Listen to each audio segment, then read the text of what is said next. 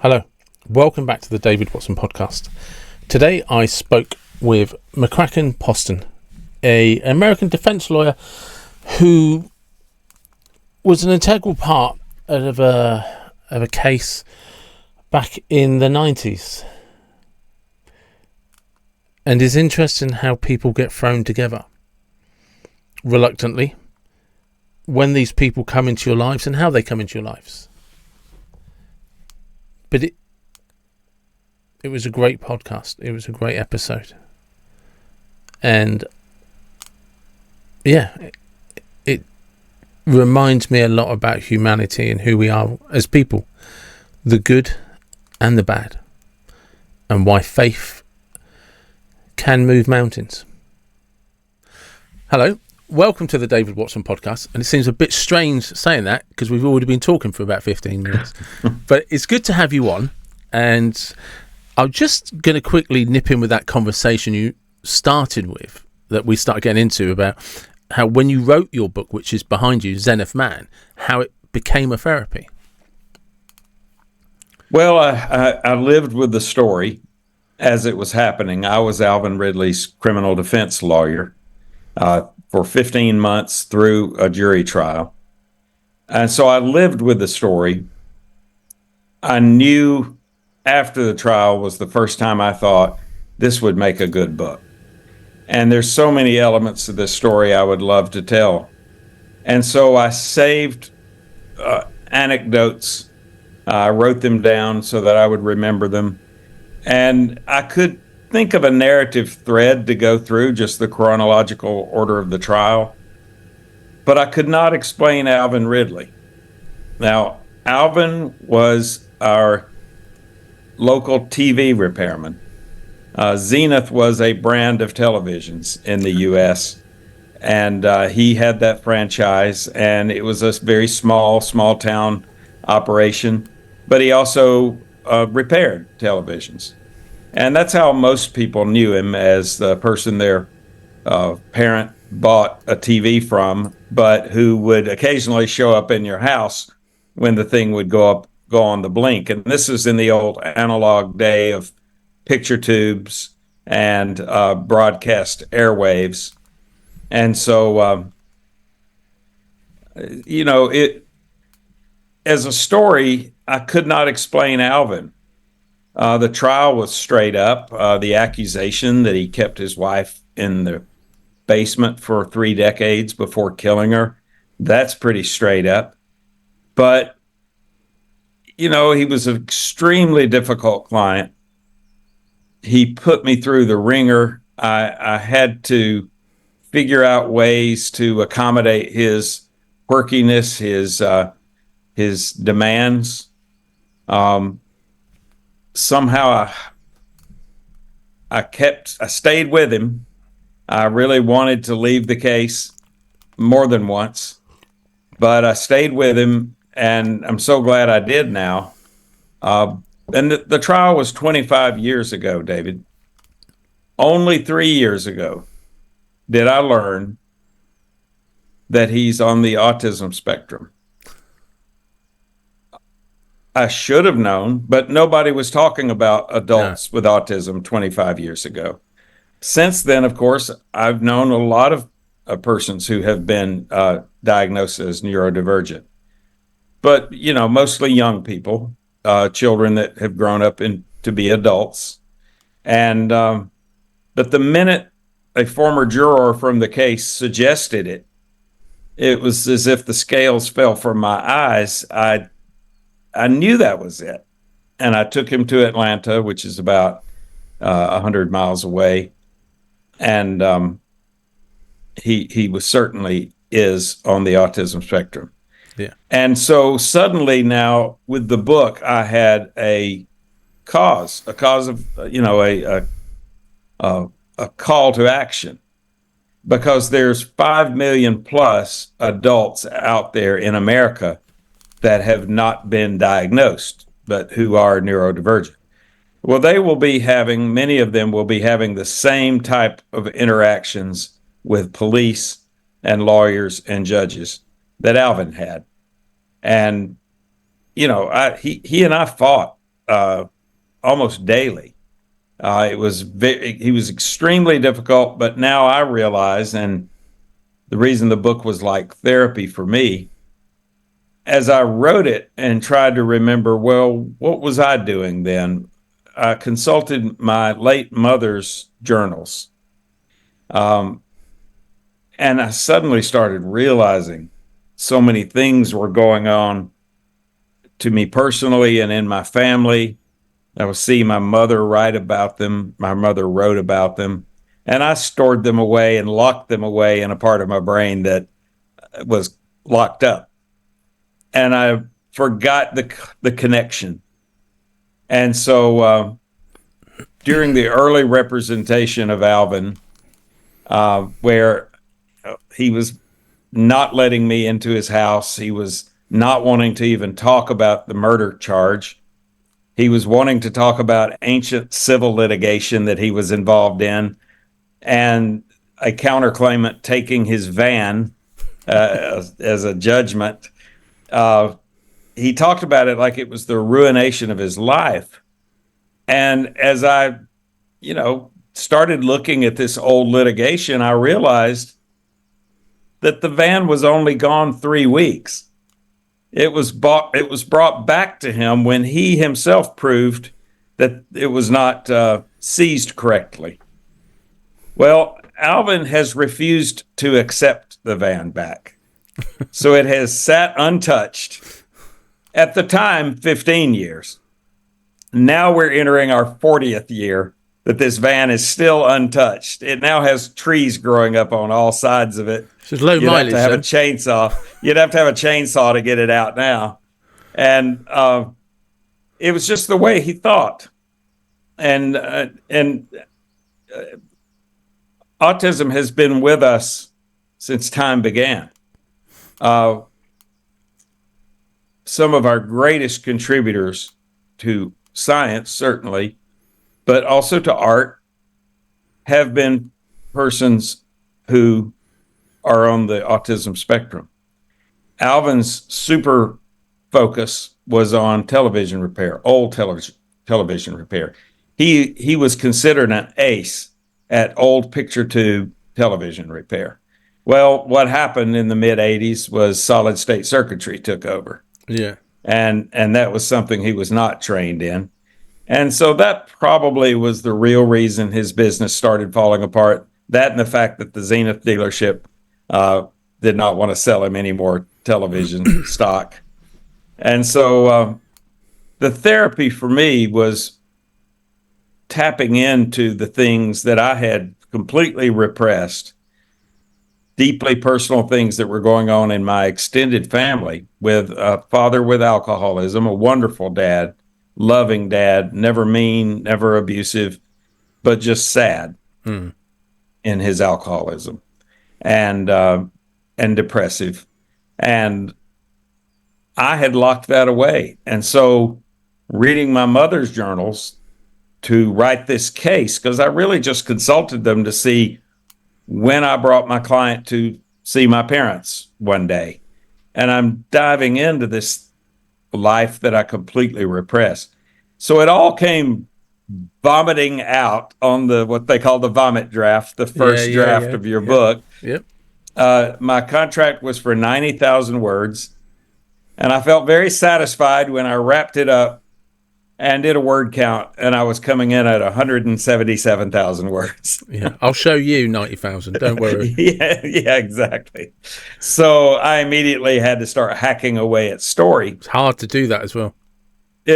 Absolutely. But my editor, both my developmental editor in California and my editor in New York, both agreed we like the personal stuff. And I thought, wow, I've got 5 sisters and 2 ex-wives to run this by, because I did not want to use the pulpit of a publishing deal to take swipes at people that they could not respond in kind.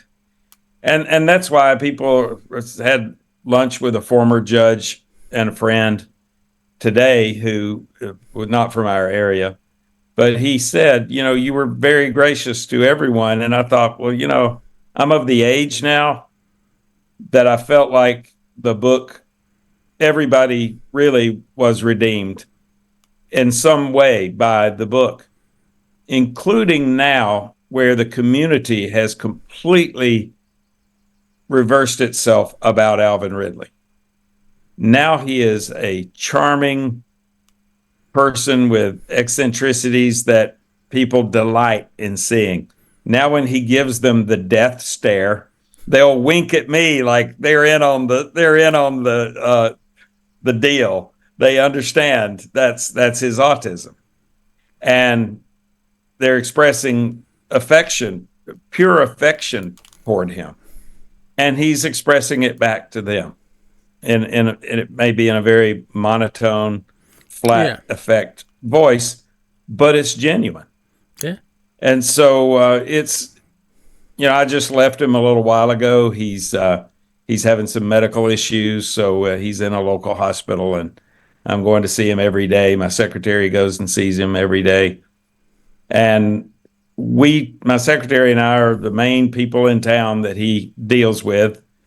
And we are, for the last 25 years, unknowingly and now knowingly, I've been helping him navigate a neurotypical world. Yeah, it's difficult. Which isn't always easy. No, it's very. I've a severely autistic nephew, and who's 18 this year, and I mean he can communicate in his own way, but it's an interesting life with him sometimes. It sure is, and they have a lot to contribute. Yeah, he is. It's funny because his sister has been away for a week. She came back. She was on one of those school adventure holidays, and all he kept saying to his mum was, "Is she coming back? Is she coming back?" And it's not because he was worried, because he was enjoying the peace of quiet.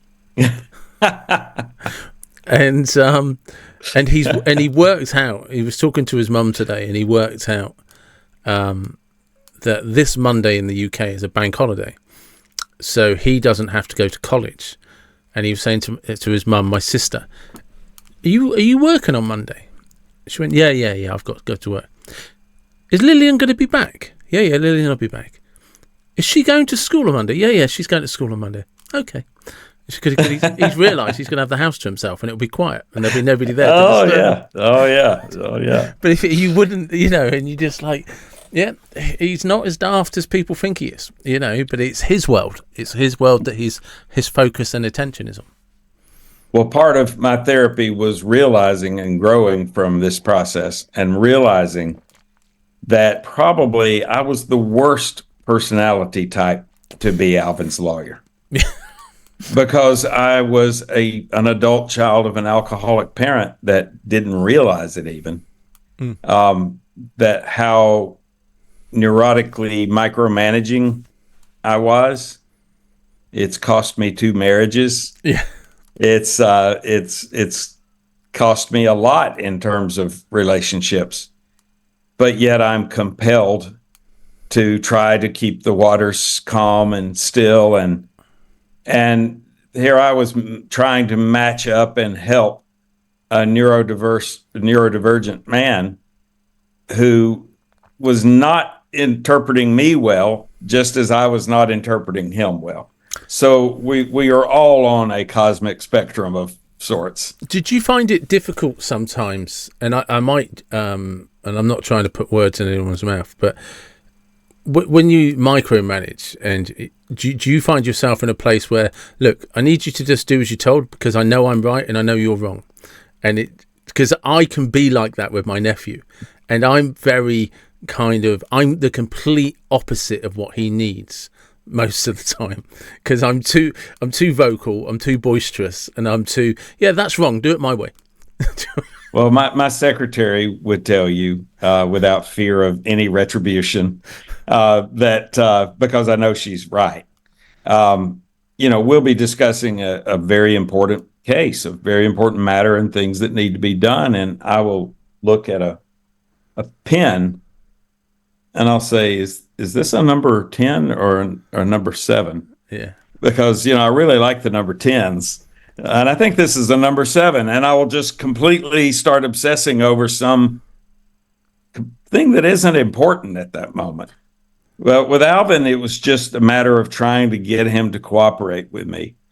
And he did not want to. There was some matter of trust that he did not yet have in place with me.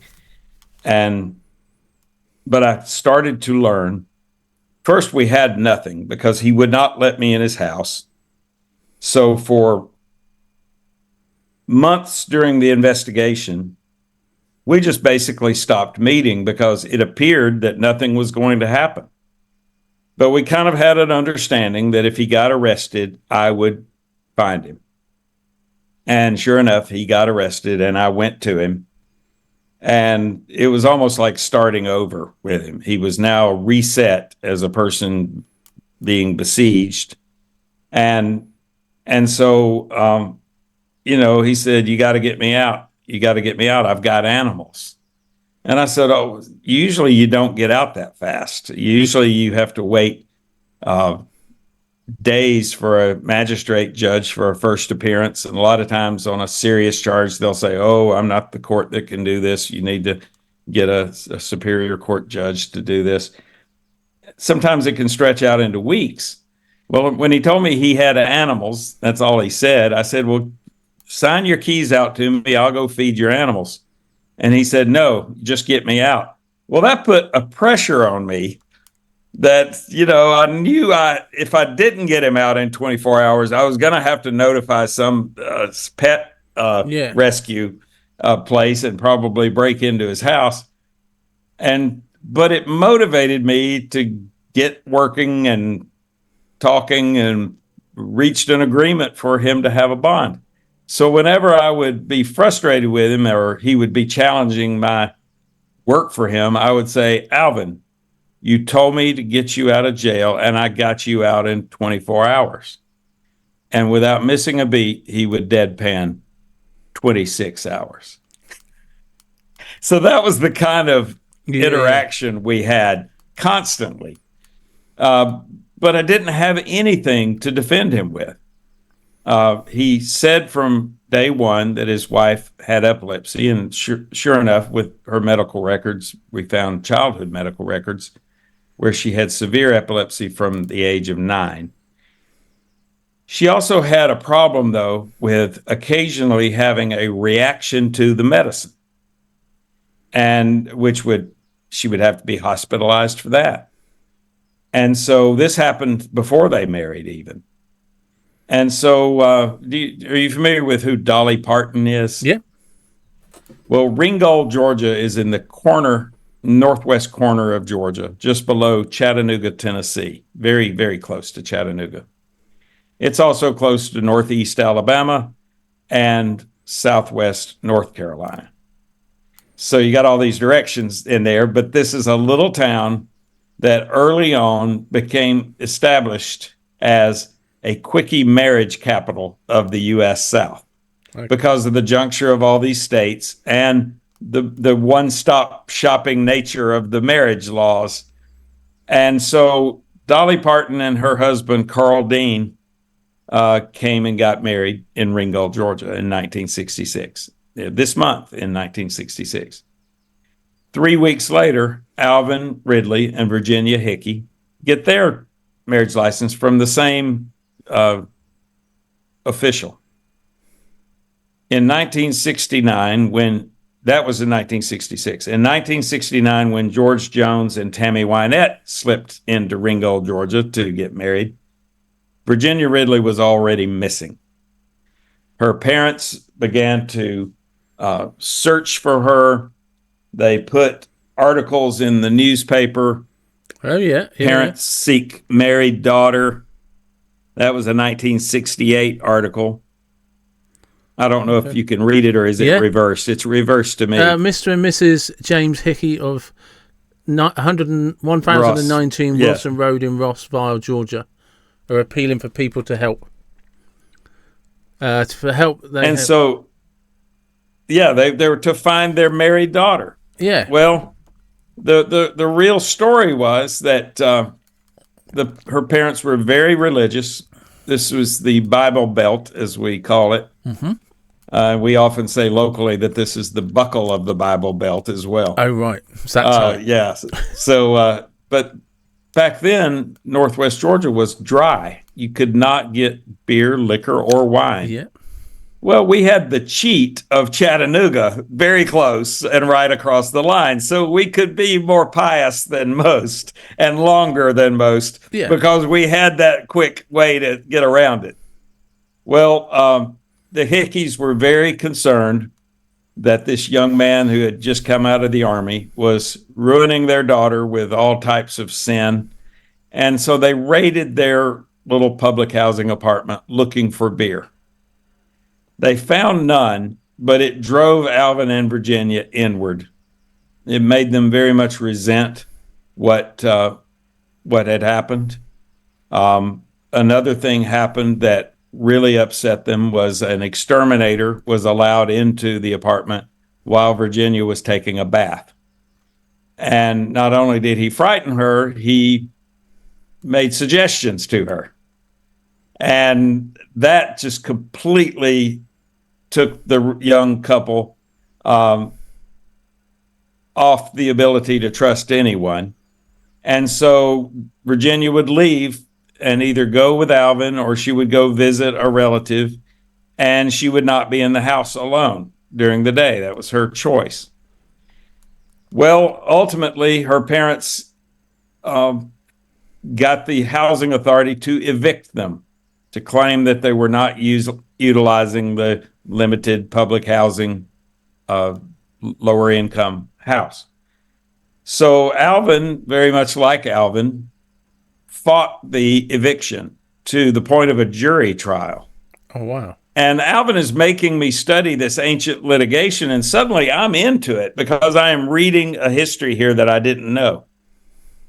And the judge basically stopped the trial. And I know this because I found a jury list and I found a juror from 27 years before, 1970.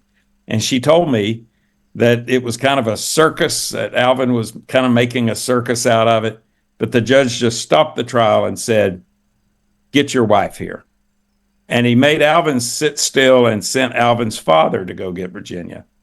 When Virginia got to court, the judge, Virginia's parents, who were interestingly sitting and watching an eviction trial, and Alvin's father went back into the judge's chambers, where Virginia allegedly said, "I'm where I want to be. I'm with my husband.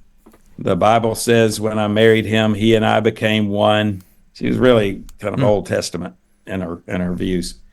And from that's when it should have ended. Her parents left the courtroom. They never put any more ads in the paper.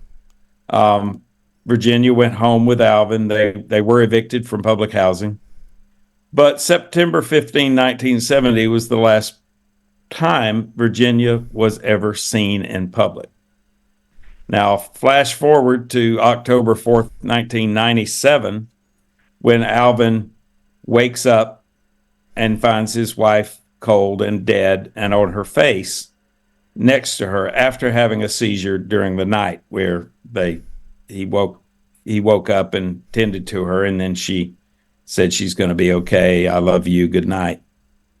So now we've got Alvin in an emergency situation. So he tries to revive her in not a very good way. He did not know how to do CPR. But he tried breathing in her mouth, he says, once every 60 seconds, which was clearly not sufficient. He made his way to a phone booth because they had no working phone in the house. He drove right by an ambulance station. But Alvin and Virginia did not trust the guy who was the fire chief. He was from a family who had crossed him. So Alvin calls in with this very flat tone. "My wife stopped breathing." Well, later on, the first responders notice how he doesn't seem to be upset for a guy that just lost his wife. Well, those are clear autism mannerisms.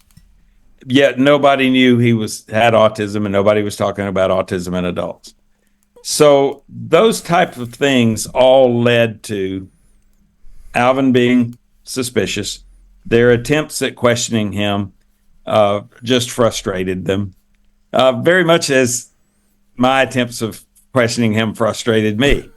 So it was just he was a equal opportunity frustrator, and so I like that we phrase, rock along. equal opportunity frustrator. Yeah, he would frustrate everyone.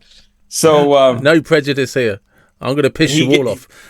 I got him out of jail in 26 hours, and but we still had nothing. The first break, and it was a tragic one, was the death of the Olympic track star Florence Griffith Joyner. I remember, yeah. Yeah, I remember. She died in Orange County, California in September of 1998. Did she have a heart attack? No, seizure. She had a seizure. Yeah, I remember now, yeah. She had a seizure. And I had been unsuccessfully looking for a seizure death to compare the autopsies. And suddenly I had the opportunity to have one. And so I did get Flojo's, as she was lovingly called, her autopsy. Yeah. Now, she was the greatest female athlete ever. Incredible athlete. Incredible athlete. But with that came allegations, performance-enhancing drug, and I think by people who did not want to acknowledge her greatness. Well, her toxicology report showed nothing more than Benadryl and Tylenol, and within therapeutic levels. She had a seizure condition that not many people knew about. Her body looked exactly like the body of Virginia Ridley. So here's a woman who, because of the allegations about her, she had a world-class autopsy, as opposed to the arguably least known person in the world who got a kind of a quick autopsy that I believe was influenced by case history that came down with the body as fact, such as this woman's been locked in a basement for many years. And so I think the pathologist was affected by that. But that was a break. So I had a good defense for her death. I still couldn't explain Alvin, but I still didn't know much about Virginia. And so in November, we celebrate Thanksgiving. Yep. It's usually the third Thursday in November. I'd remarried. We went to my wife's family, and then we went to my family up in Graysville, Georgia. And my parents, and my father, who was really working on his sobriety, and my mother, who was a wonderful cook, as I was about to leave, they prepared a plate. And they said, "We want you to take this home for you, but this one is for Alvin Ridley. We want you to take him a turkey plate." Well, that's the last place I wanted to go on my day off, because the guy so frustrated me. And but I went dutifully. And I began to realize that day how transactional Alvin was.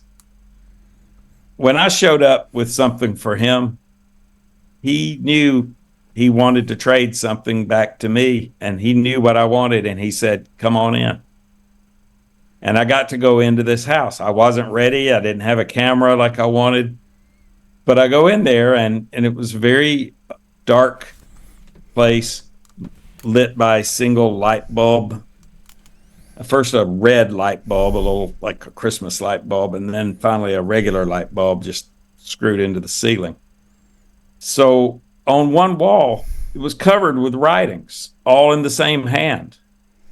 And I learned from him that it was Virginia that wrote it. Well, here's the mystery woman that everybody says was locked in a basement, and she's writing poems. She's copying down song lyrics. She's writing down TV shows that she likes. She's talking about what Alvin has experienced in town and all the woes they're going. She's talking about the van that was seized illegally. And it was fascinating. And I said, is there more? And he showed me another room, and there was what I estimate be 15 and 20,000 entries just by counting a stack and then trying to multiply the count. Eventually, I went through all of it over several days in this very uncomfortable house.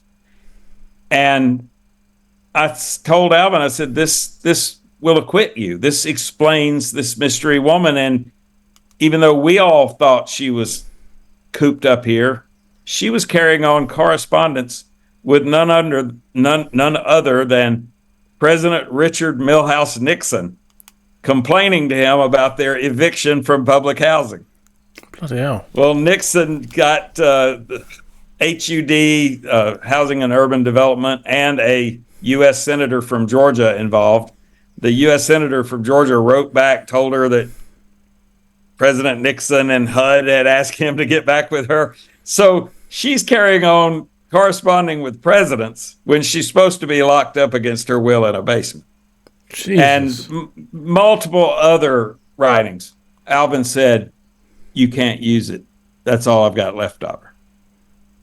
So early on in the case, by accident, when Alvin started bringing up the van again one day, and I just was so flabbergasted, I just said in exasperation, oh, Lord. Well, Alvin thought I was praying, and he stopped, and he kind of assumed a very childlike prayer position. And I thought, I can work with this.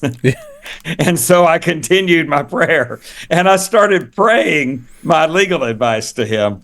And of course, it was only halfway getting through. He would say, I'll think about it, And so I grabbed his hands right then and there, and I said, Alvin, let's pray. Lord, you've given us this sign, these wonderful writings. Please give us a sign if you do not want me to use these writings. And I was hoping nothing would make a sound, and, nothing did. And I said, thank you, Lord, for telling me to use these writings. And Alvin thought a minute. And I said, Alvin, at the very least, I need to copy them so that I can share them with the DA, the district attorney. And then you can decide on whether we actually use them or not. So at the end of the prayer, he said, $200 to copy them papers. And I said, I'll gladly pay it. And I did. And I started paying him for cooperation. So not only was I fronting his expert witnesses, but I was paying him.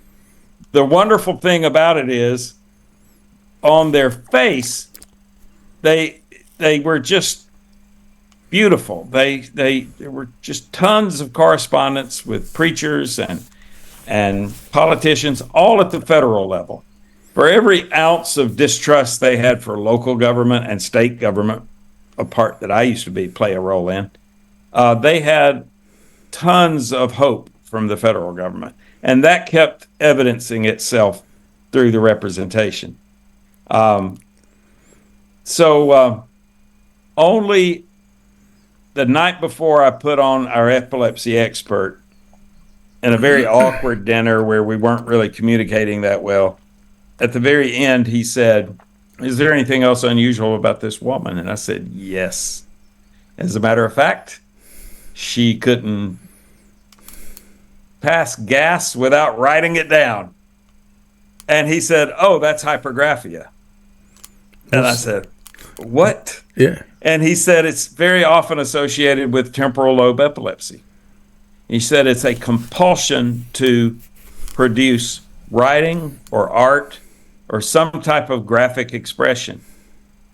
And he said, I have patients that have it all the time. They bring me their journals. They're voluminous. It doesn't affect what they write, but it compels them to write what they're thinking. And suddenly, hours before putting this witness on, now I can explain Virginia Ridley. And this is the kind of stuff we were dealing with in town. That first article I showed you was from 1968. Yeah. Here's one from 1998. Sicko holds wife hostage for 30 years, then kills her. That was from a tabloid, a national tabloid. So that was the kind of stuff we were dealing with throughout this case. And it's a hell of a story because I had to learn how to deal with this man and not be such a micromanaging, neurotic lawyer. And I would try to listen to him and find workarounds that we could both live with. And it was an experience. And I began to realize the more I got in, this man is innocent. And then I began to feel real pressure. Am I doing enough? Can I do enough to stop this railroad from, running over him? So it was an experience. It was an experience of my life, and then writing it was the other cathartic experience of getting all of this, tapping deeply into my, I wouldn't call it childhood trauma, but just and I can't imagine, I don't compare it to people who had abusive parents who also had substance abuse issues.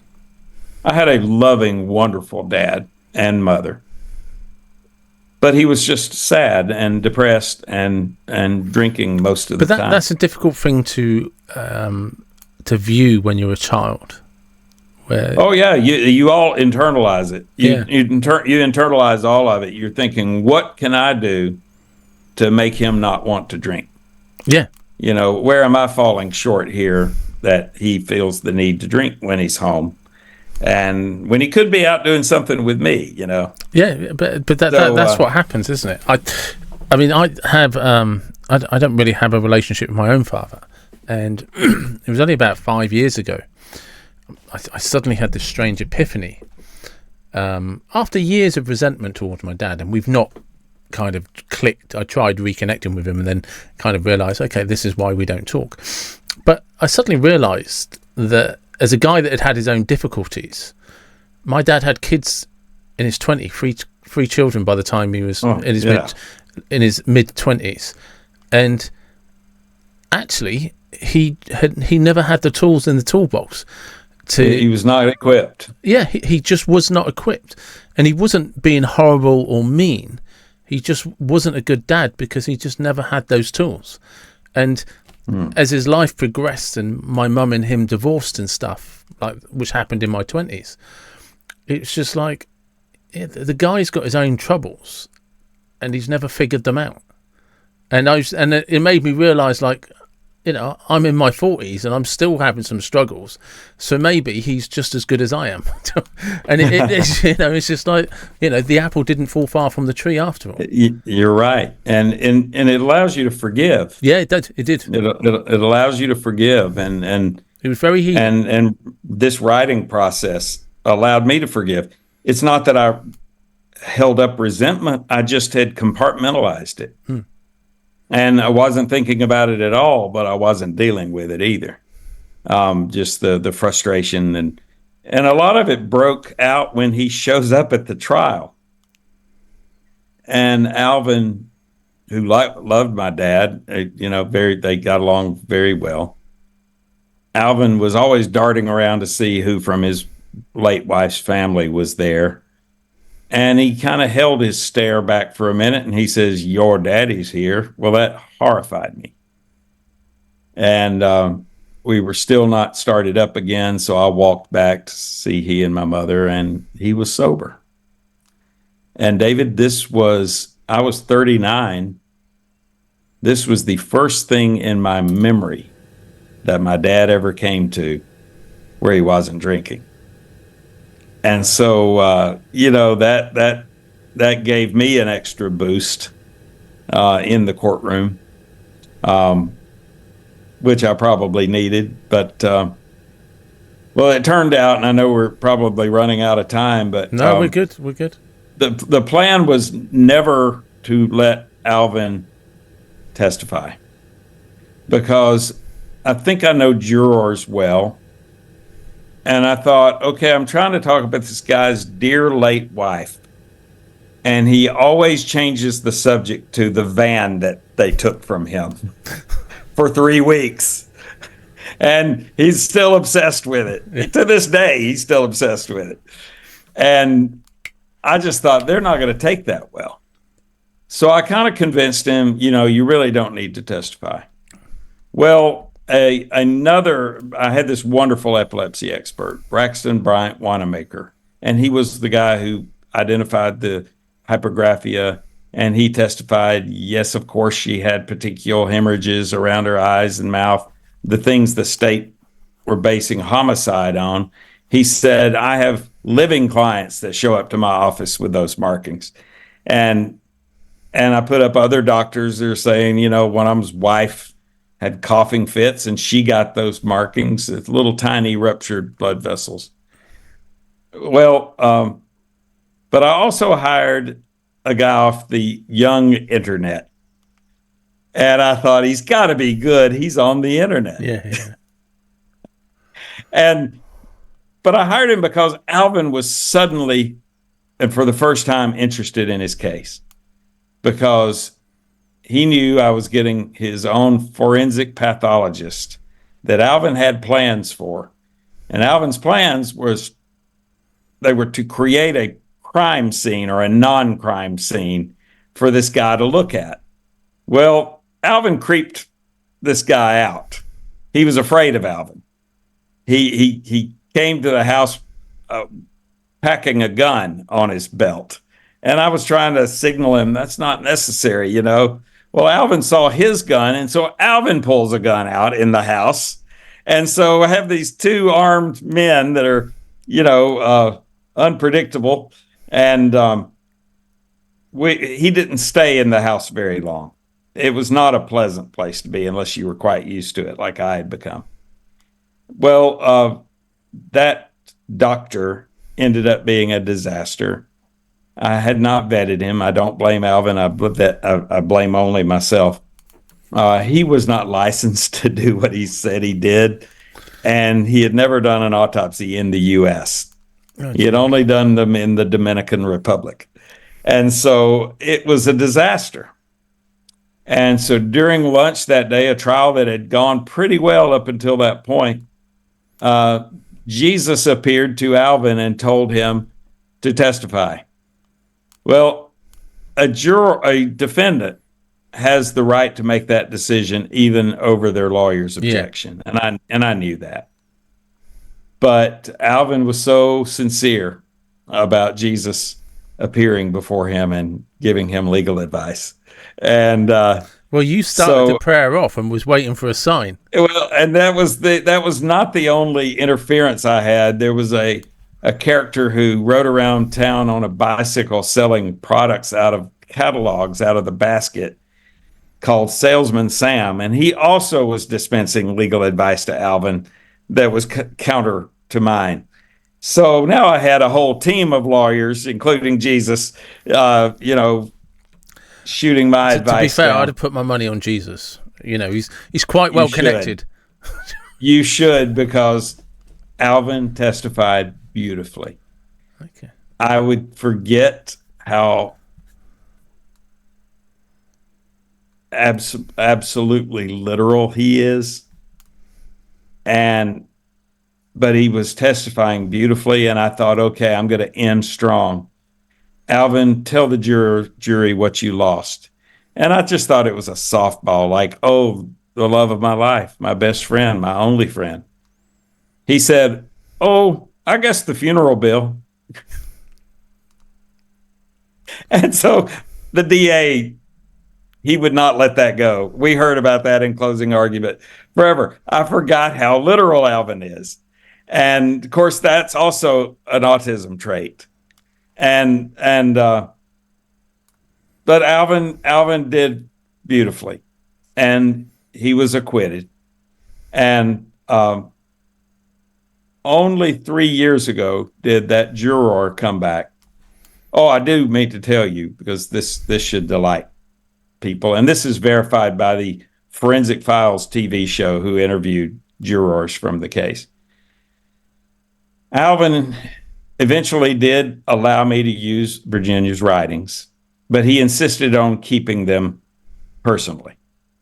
So he brought them to court in these two giant suitcases. I had organized them to the best of my ability to where I could find them. Alvin every night reshuffled all my organization, looked through it, poured through it, left the suitcases open, causing scores of cockroaches to hitchhike their way to the courtroom. Cockroaches were crawling out of those suitcases visibly to the jurors and the court staff. And after about 3 days of it, the judge said, "We're leaving this courtroom," because his office was right next to this courtroom and we were infesting that whole courthouse. He said, "We're going into the courthouse next door, the old traditional old courthouse, and we're going to finish up the trial in there." Well, David, that courtroom was the last place Virginia Ridley had ever been seen in public 27 years before, wow, during the eviction trial. And here we are now taking her writings. We're reuniting her writings with the ghosts of the last place she ever was. If that's a ghost rule, I don't know, but it was eerie. Yeah. I'm not a big ghost person, but it was chilling and eerie. And I think it helped. I think it helped boost me. I think it helped boost Alvin.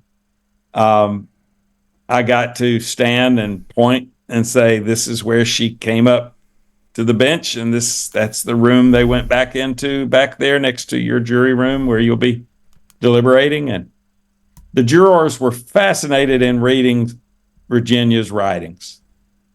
But I also got introduced a bomb, and it was a sweet letter from Alvin, who was in the U.S. Army, to his fiance.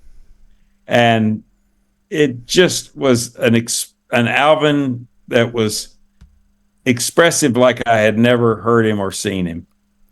And he was pouring out his heart to her, how she seemed to understand him more than any other woman ever had.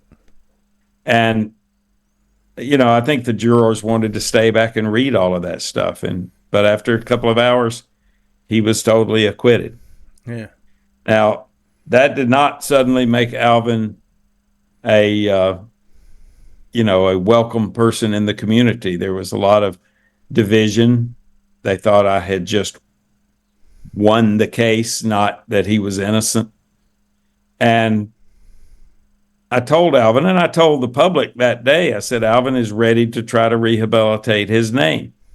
Because, you get in the tabloids like that, there's always going to be this whisper campaign. Yeah. And that was the reason that I suggested that Alvin and we be open to any source that wants this story. Let's tell them. Because I said, Alvin, somebody's going to define your story. It should be you. And so it's been on a number of American television crime shows, Forensic Files, American Justice. It was in People magazine, which is a big magazine here. It was on the front page of the Washington Post. But it was all this quirky, eccentric guy and this very unusual lifestyle, and that was the angle. 3 years ago, because the juror's suggestion, Alvin was diagnosed with autism, and suddenly that changed everything to me. And that's when I sought to write it. And thankfully, Citadel, which is an imprint of Kensington Publishing in New York City, got the book. And I'm excited to tell you that I don't know when this will air. Probably next Thursday. Okay. Next Thursday, Friday. June 1st, my book has been selected by CrimeCon, which they also have CrimeCon in England. Oh, right. I didn't know that. It's the same CrimeCon. They just have a convention in England and they have one here. It's going to be in Nashville this year. And on June 1st, my book is a finalist for Book of the Year. Congratulations. At CrimeCon. So I know your audience in the UK may be familiar with Crime Time. Congratulations. Well done.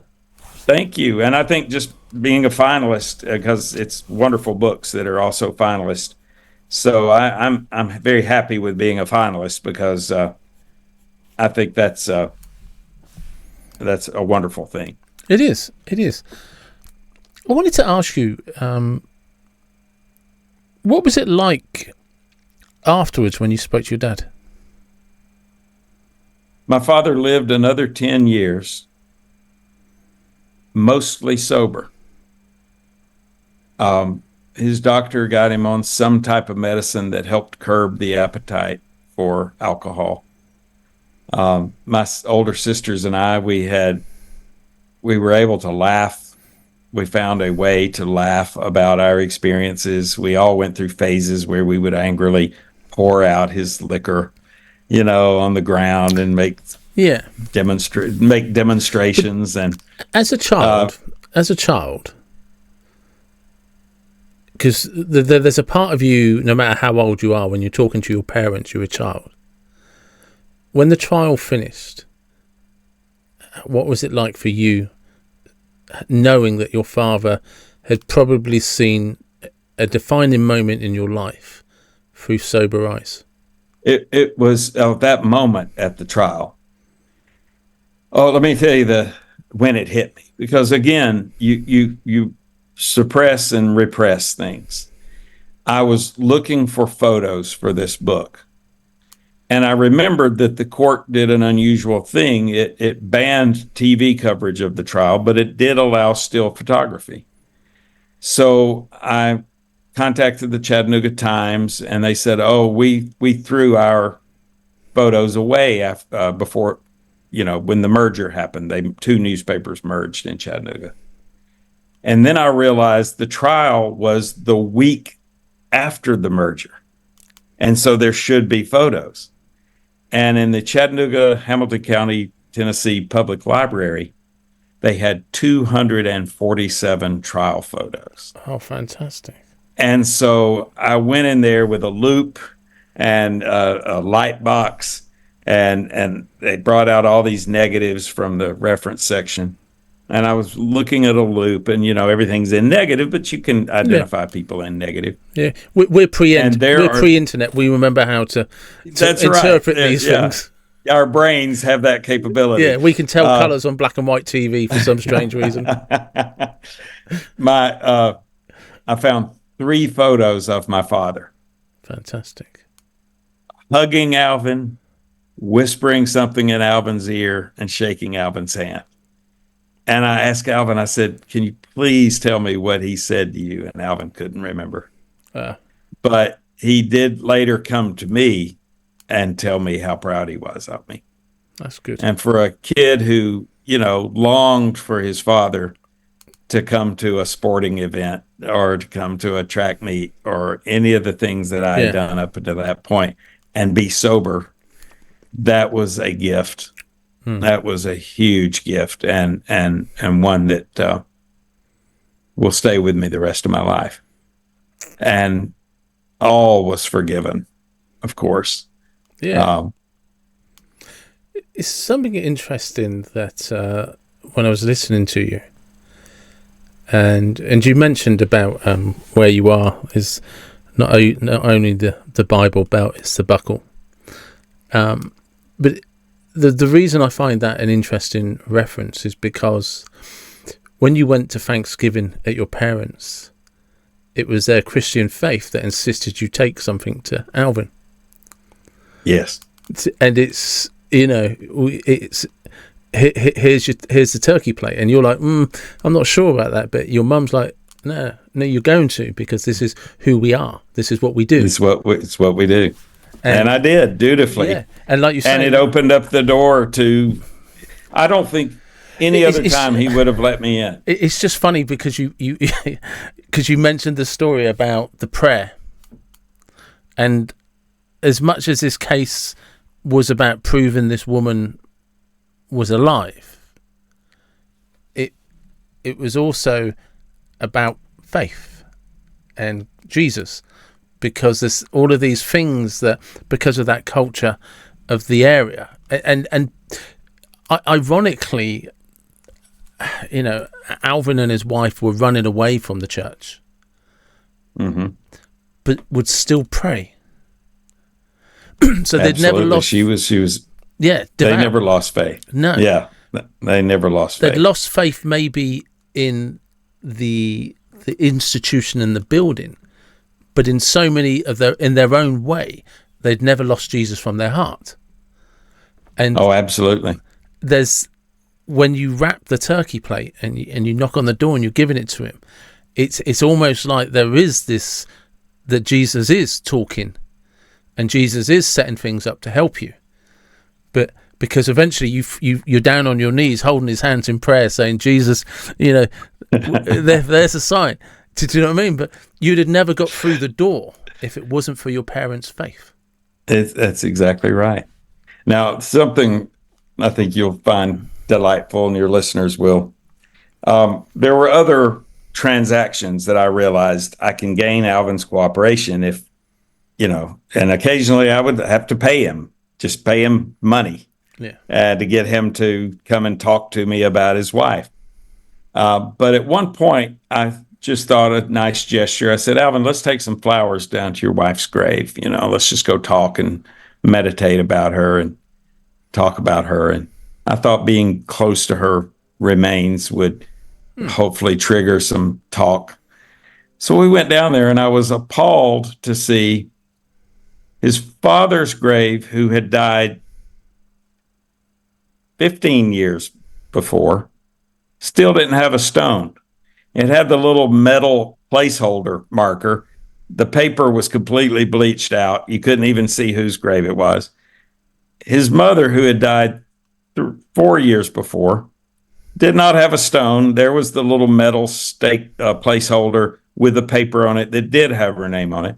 And then his wife's grave was still relatively fresh. The grass hadn't grown over it yet. So I said, Alvin, I'm going to buy you stones for your family.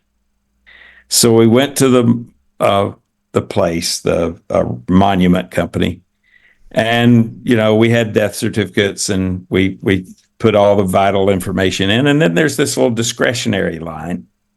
And Alvin, I realize now, he could not come up with these sentiments on his own. So there were some canned sentiments that you could use: loving, helpful father, wonderful mother, wife and friend. And so he was just picking out of the canned sentiments, phrases. And then I said, Alvin, I'm going to go ahead and get you a tombstone. And he looked kind of shocked. And I said, it'll already be there. And, they can add death dates on the spot. They can add them, on the site. And I said, the question is, what do you put in this little discretionary line? And I said, what I would put an innocent man, or wrongfully accused, because that gives you the last word, Alvin. And I left him with it because it's in town. It's right. We could walk to my office. And so I just left him there. I paid them and left him there. Well, I didn't go back to that cemetery for almost 20 years. The 20th anniversary of Virginia's death fell upon one of our weekly lunch days. Now that's twice a week. But when you're dealing with a neurodivergent person, you better be on time you better be exact. So we've got it to where if I'm held up in court, my secretary will get him started. But we had some flowers. We're going to take it to his wife's grave. And for the first time, I see the sentiments that Alvin put on his own stone. And you know what it said? TV repairman. Perfect. It was absolutely perfect. Yeah. And if you look on Find a Grave, you'll see the stone. The Reddit community thought Alvin was dead because of that stone. I wrote them and I said, it has no death dates on it. That's a tradition here in the South anyway. Yeah. We can go ahead and pick out our own stone while we're alive And, we get the stone we want, and then we let people fill in do the paperwork later, the stonework, I guess, in this case. There's something just beautiful about the simplicity, isn't it?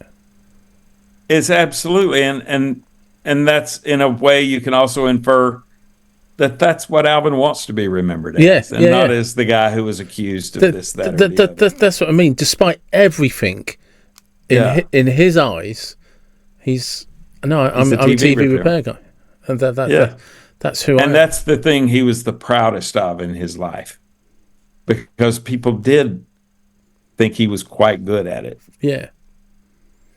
What's he do now then? Well, I mean, he's in hospital at the moment, and we obviously Alvin's in the hospital at the moment. Thank you. He is. The community has completely warmed to him now, so he's really having his best life. But I will.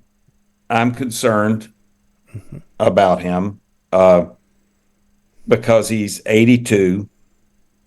He does not necessarily know how to best care for himself, but he's also very stubborn and does not want a lot of interference in his life.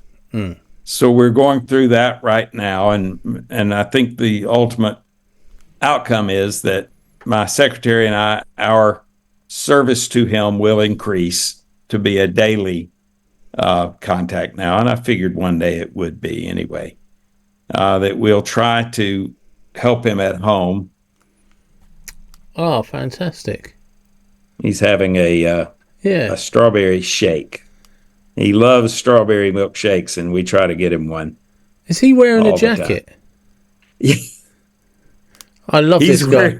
I love this guy. He's wearing pajamas. But he's got he put back on his corduroy jacket, which he thinks women really like. Good man. And he told me that he's usually, get me out of here. I need to be out of this hospital and be at my home. But he threw a curve at me.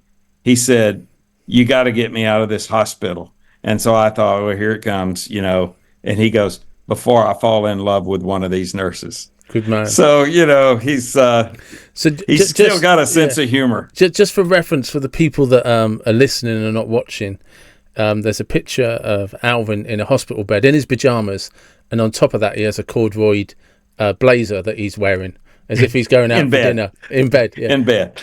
Whilst holding a strawberry shake.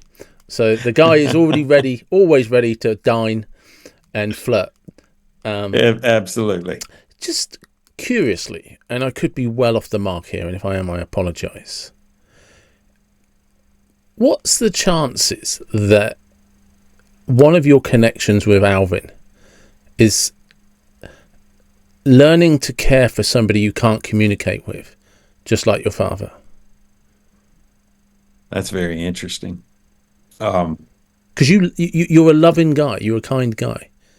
Well, that's very interesting. And my father eventually died of brain cancer, which is a horrible, cruel disease that doesn't make your last days pleasant in any ways. Because it has crossed my mind, but I'll tell you what the motivation for helping Alvin at this point in his life is. Who else is going to do it? Oh yeah. But there's something where at some point when your paths crossed, you're intrinsically connected and linked, whether it was against your will or not. It was, like it was always fated. I don't know if you read the book, but I remembered during the representation of Alvin, I remembered an earlier encounter. When I was about 12 or 13. Okay.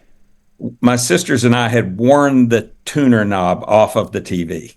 It was a plastic knob on a metal crescent pin coming out of the box of the TV, and we flipped it around 3, 9, 12, Kids 3, 9, today 12. will have no idea what channels. a crescent pin is and how knobs used to slot over the top of it. Yeah, it's like a half moon shaped pin, exactly, and it slides in and grips on a half moon hole until it's been turned 1,000 times for different TV channels. Yeah, the plastic moves the pin, which changes the channels. Well, anyway, we had spun it off, and I had we had a small pair of pliers to turn the channels with, and we're working just fine. Well, my father had told Alvin that we needed a new knob. My mother out in the yard or the garden had just waved him on inside.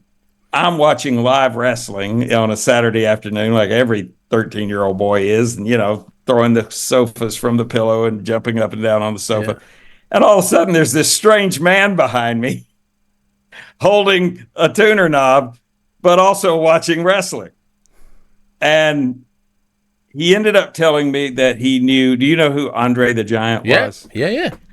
He told me that he had met Andre the Giant at in Chattanooga at a wrestling bout, which I knew Andre the Giant did come to Chattanooga. I was fascinated because he told me what Andre the Giant told him about what he ate for breakfast. It's like 24 eggs. Yeah. I'm sure it's grown over time how much he ate. But I remember going to junior high and telling all my friends I knew somebody who knows Andre the Giant. I was very proud of that. I never thought of it again until Alvin starts telling me what Andre the Giant eats for breakfast. And I thought, you've told me this before. You came to the house with the knob. Yeah, because he also gave me a 30-minute lecture on how to tune a television from channel to channel, slowly and deliberately. But because it's funny how we have these sort of idiosyncrasies going through our life, like connect people through timelines and time frames. And funnily enough, as I was just saying that, I was thinking about the conversation you and I were having before we did the countdown and started talking about what I was saying, that I'm fascinated by people's stories. And it's the which reminds me of the point that you mentioned about the pen. Is it a 6 or a 10? Because it's those details that create something, and that detail of Alvin telling you for 30 minutes about Andre how to tune in a TV, but what you remember was the story about Andre the Giant and the breakfast, absolutely, and how many eggs he would eat, and hearing by that. The way, go on. No, go ahead. I was just going to say, just because then hearing it again, you're like, I know this man. I already know this man. And there's that little child who had an adult take interest and talk to him. Yeah, I never thought of it that way. Now, Alvin was odd. He does not like to bathe. Yeah. He gave the nurses hell at this hospital, but he's the cleanest I've ever seen him right now. Yeah. And my secretary and I will tell him that we love him. Yeah. Because we do. Yeah.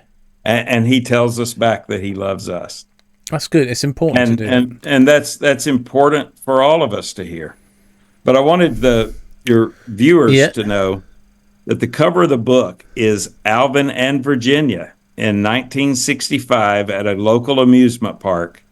And this is one of those photo booth strips. This is one photo from. I'll make sure that's the thumbnail for the YouTube. Oh, please. And I hope my publisher sent you some graphics. If not, let me know. So in answer to another question that you asked, but I didn't reply to.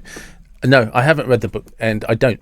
I never read anyone's work, because if I do, I won't be curious about who you are when I talk to you. Oh, excellent. So I literally get also honest, because a lot of people tell me they read it and I know they didn't. So that's Flora sends it all through for me, and it's like, if you want, and she'd have sent me a PDF of the book. She's brilliant. But if I start reading it, I won't be interested in talking to you. That's a good point. Well, maybe after the fact you'll read it. Yeah. So it's these weird things that, like, you and I were talking. No, it makes sense. It's almost like I was a little worried about us having a conversation before you hit record. Yeah. Because I would then stumble upon, well, did I already tell you this? Or, or Yeah. something like So that. You always have to learn these survival skills for and podcasting. that's kind of one of the things that podcasting has taught me is not to learn. For me, other people want 100 questions to ask, but I don't. I listen instead, and it's from listening to you that I want to know more and more and more, because that's just how my brain works. And I had I'll catch you up. It's a quick read. It's over half of it is trial. Yeah. And everything that's said on the stand is from the transcript. So it's sworn testimony, accurate. Of course, I fill in the awkward blanks. Yeah. I was, of course, reading the transcript as I was putting it onto my manuscript. And, at some times I'm cross-examining the state medical examiner, and I'm thinking, wow, I'm really asking him some great questions. And then I'm noticing I'm asking him bizarre questions. And I realize that's when Alvin was flagging me down and made me ask his questions. Yeah. And I looked over, and there's Alvin's questions still in my file. So I got to read them again there as he wrote them, and there in the transcript as I said them. Did Virginia ever make a peace with her parents? No. However, she wrote extensively about it. Okay. And she wrote things like, there was one document that I thought, this is the most important document. It described her own confession that she did not like to go out. She told how she was having troubles with her family, and she described a meeting with the sheriff of Catoosa County. And this is in the middle of her supposedly being a captive. And so her father passed away. Virginia noted it in her writings and noted that she did not want to go to the funeral. Her mother eventually went into nursing care, which left her siblings, who I really kind of felt sorry for, because I just thought if one of my sisters disappeared, I would be just like them. I would be suspicious, probably accusatory, and they just picked up where her parents had left off, but where her parents had realized after talking to Virginia, she's where she wants to be. But they didn't have the parents anymore to moderate the siblings' reaction to her passing. So, Trixie, the one that I cross-examined, she passed away last Thanksgiving of cancer. And I reached out to her before she died to give her peace and to let her know that, there were people she was not expecting who were praying for her. Yeah. And she acknowledged and thanked me for that. And I meant not only myself, but Alvin as well. Yeah. Alvin cried like a child when his former sister-in-law passed. He cried at both my parents' passing. It's the man who was supposed to be stone-faced and have no emotions. A person who's neurodivergent, their emotion, it only affects the timing of that emotion. They can be quite emotional, and they can feel pain and grief and loss. But the timing of it, it's almost like they absorb as much of it as they can hold, and then it all comes out at once. And that was usually in my office. Yeah. Because it's interesting, isn't it? When you think about the eviction and the parents, that really what happened with Alvin and Virginia is, and I'm thinking about the letter where you said about how Alvin poured his heart out, about how she was the only one that understood him. But I think Alvin was the only one that understood Virginia. They were the perfect couple. Yeah. And they both provided everything they needed. So there was no need. There was nothing the outside world had that she required. And when they had been outside, it was always a confrontation. It was always friction. It wasn't a pleasant environment. But together in their... And she had a great fear of having a seizure outside. Yeah, well, that's what I was going to come to. It's just like, it's not safe for me, and none of my interactions with authorities have been pleasant. So I don't want to have a seizure in front of anybody because I don't trust you anyway. Mm-hmm. Interestingly, the state put up a pharmacist who... Alvin loved this pharmacist. It's old school, old country, small town pharmacist who were basically like a town doctor. Yeah. People would go to the pharmacist with their problems and say, what's this? Do you have something for this? And they generally would give you something for it. And, but the doctor, the town doctor, or one of them, was right behind this pharmacy. So Alvin just loved this pharmacist and said, he saved my life twice. And Alvin would tell these elaborate stories about how the pharmacist saved his life. But it was the pharmacist's young boys who got into taunts with Alvin, and as any other adult would do, and just say, those pesky kids, wait till they grow up, I'll embarrass them one day. Alvin and Virginia were deeply hurt about this children. Yeah. And Alvin would come home and Virginia would write it all down. Their encounter with the gas boys. Well, these kids were just being kids. Yeah. They really were not out of line. And Alvin would just be enough. They could get a rise out of Alvin easily. So it was sport. Yeah. And that's kids. And so, it's just kids. And I was even telling one of them, who's now a magistrate judge, I said, you're just being a kid. And he was the one that was putting so much importance on these interactions, to the point where he goes home and tells his wife, and she writes them down. Well, one of them grew up to be a police officer, unfortunately, the one that arrested him. Oh, no. and the other one grew up to be the fire chief, which is why Alvin didn't stop at the fire station.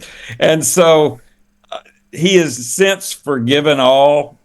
He loves telling them about their father and how much he loved their father. Well, the father got put on the stand to say that he was one of the only two pharmacists in town, and he never filled a prescription for Virginia Ridley. Well, we had the bottles. Yeah. Because Alvin never throws anything away. So this poor doctor was put up. He had a very short records retention policy. And he got up there to say, well, I've looked back and I don't have anything. Well, he would have had to have looked back to 1977, because Virginia wrote, September 1977, God just told me to stop taking my medicine. So we had all these empty medicine bottles until September and October of 1977. And then we have several filled medicine bottles that Alvin kept going and getting them filled for a while. So there's something to being a hoarder and a pack rat. Yeah. You've got all your evidence. You've got all your evidence right there. It is. I just wanted to finish on one last question. When you were saying about Alvin had been arrested and he's like, you've got 24 hours to get me out because I've got pets to deal with. And you're like pulling your hair out like, Jesus, this like, it's probably the most frustrating time because he suddenly wants something from you. And there's now a demand, but you need him to do this because you realise it's the only way you actually might have access to help him.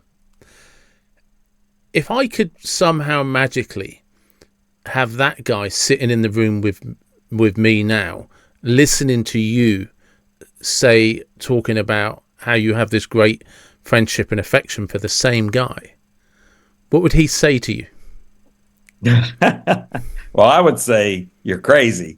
that I would ever feel this way about this guy who, doesn't bathe, yells at me all the time. But what would he say? Challenged me. But what would he say about how you feel about him, your love for him? Oh, Alvin just says he reflects it right back. He says, "I love y'all too."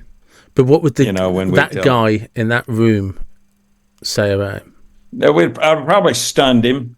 He was not in that mode at that point. He thought the world was against him. He thought I might be part of that world that was against him. I'll tell you, there were several times that I was pulling my hair out. And to give you just a little preface, I had left 4 terms in the Georgia state legislature, kind of a state level parliament.